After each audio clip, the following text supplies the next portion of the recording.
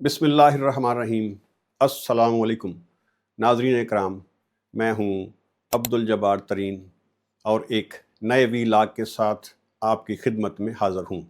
آج ہم جائزہ لیں گے کہ کیا امریکہ ایران پر زمینی حملہ کر سکتا ہے، اور اگر زمینی حملہ کرے گا تو اس کے کیا نتائج برآمد ہو سکتے ہیں۔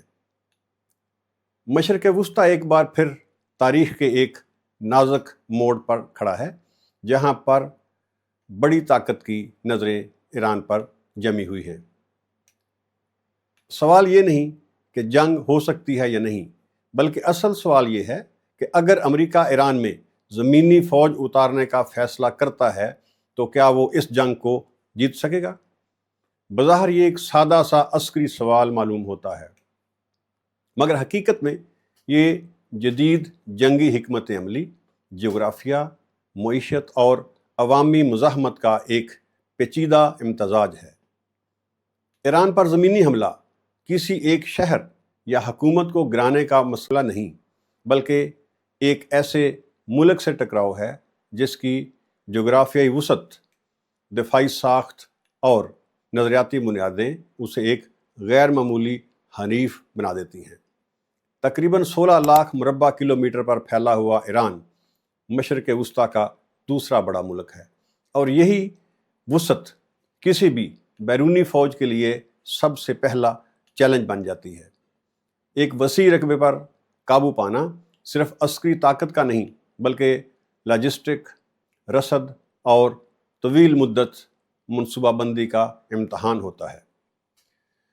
امریکہ نے عراق اور افغانستان میں یہ سبق سیکھا کہ زمین پر کنٹرول حاصل کرنا فضائی برتری سے کہیں زیادہ مشکل ہوتا ہے، اور ایران ان دونوں ممالک سے کہیں زیادہ بڑا اور پیچیدہ ملک ہے۔ ایران رقبے کے لحاظ سے عراق سے 4 گنا اور افغانستان سے 3 گنا بڑا ملک ہے۔ اسی طرح ایران کی آبادی بھی ان دونوں ممالک سے تقریباً 3 گنا زیادہ ہے۔ ایران کا جغرافیہ خود ایک قدرتی قلعہ ہے۔ ملک کا بڑا حصہ پہاڑی سلسلوں پر مشتمل ہے، خاص طور پر مغرب اور جنوب مغرب میں زاگرس اور شمال میں البرز کے پہاڑ، جو کسی بھی حملہ آور فوج کے لیے ڈراؤنا خواب ثابت ہو سکتے ہیں۔ پہاڑی جنگ ہمیشہ حملہ آور کے لیے مہنگی اور دفاع کرنے والے کے لیے فائدہ مند ہوتی ہے۔ اس میں تنگ درے ہوتے ہیں، راستے محدود ہوتے ہیں، اور علاقے بہت دشوار گزار ہوتے ہیں، جو حملہ آور فوج کی پیش قدمی میں رکاوٹ پیدا کرتے ہیں، اور یہ علاقہ گریلا جنگ کے لیے ایک آئیڈیل موقع فراہم کرتا ہے۔ اس علاقے میں گریلا جنگ کی طرز پر چھوٹے چھوٹے حملوں کے لیے بے شمار مواقع ہوتے ہیں۔ یہی وہ حکمت عملی ہے جس نے افغانستان میں بڑی طاقتوں کو دہائیوں تک الجھائے رکھا۔ ایران کی مخصوص فوجی ساخت بھی اسے ایک منفرد دفاعی قوت بناتی ہے۔ یہاں صرف ایک باقاعدہ فوج نہیں، بلکہ کئی سطحوں پر منظم اور طاقتور افواج موجود ہیں۔ ایران کی باقاعدہ مسلح افواج کی تعداد تقریباً 6 لاکھ ہے، اور باقاعدہ تربیت یافتہ ریزرو فوجیوں کی تعداد تقریباً 5 لاکھ ہے، جن کو 24 گھنٹے کے نوٹس پر متحرک کیا جا سکتا ہے۔ ایرانی فوج کے ساتھ ساتھ پاسداران انقلاب ایک نظریاتی اور انتہائی متحرک فورس ہے، جس کا کردار صرف دفاع تک محدود نہیں، بلکہ خطے میں اثر و رسوخ بڑھانے تک پھیلا ہوا ہے۔ اس کے علاوہ بسیج ملیشیا بھی ایک عوامی قوت ہے۔ مزید ایران میں صرف ایک کال پر لاکھوں نوجوان جنگ میں شامل ہو سکتے ہیں۔ یہی وہ عنصر ہے جو کسی بھی جنگ کو صرف فوجی نہیں، بلکہ عوامی مزاحمت میں تبدیل کر دیتا ہے۔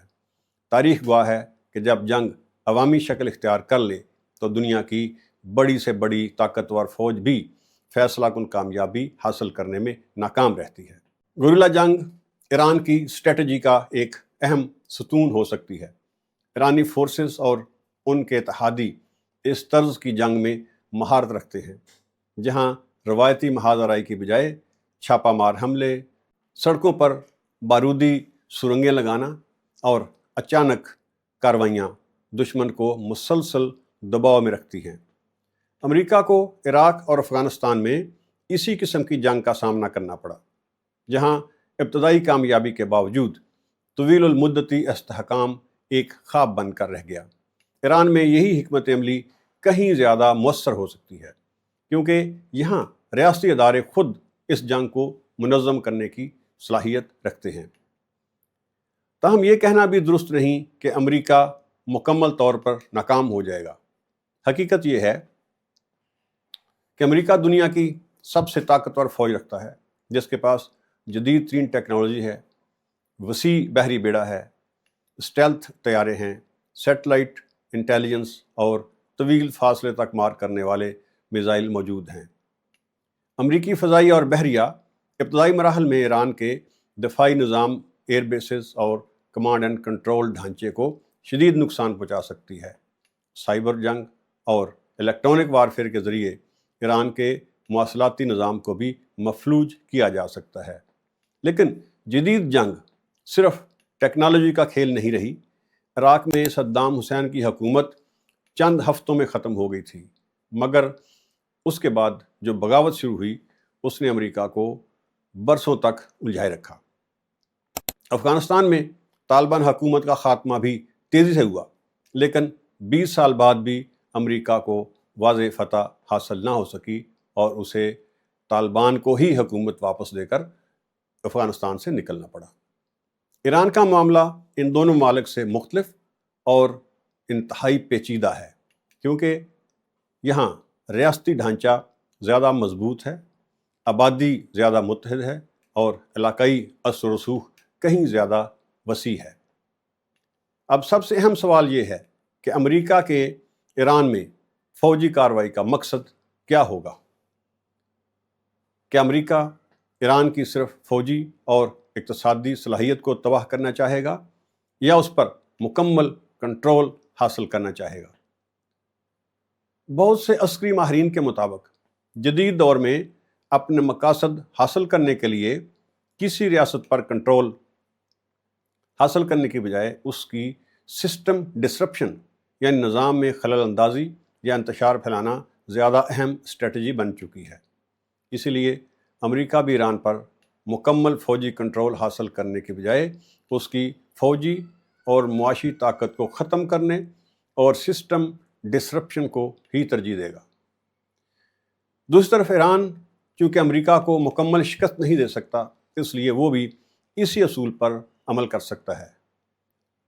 ईरान का मकसद अमेरिका को ट्रैप करना और उलझाना हो सकता है, या फ़ौजी ज़बान में बात करें तो अमेरिका को इतना ब्लीड करना कि जंग उसके लिए जानी और माली तौर पर नाकाबिल बर्दाश्त हद तक महंगी हो जाए।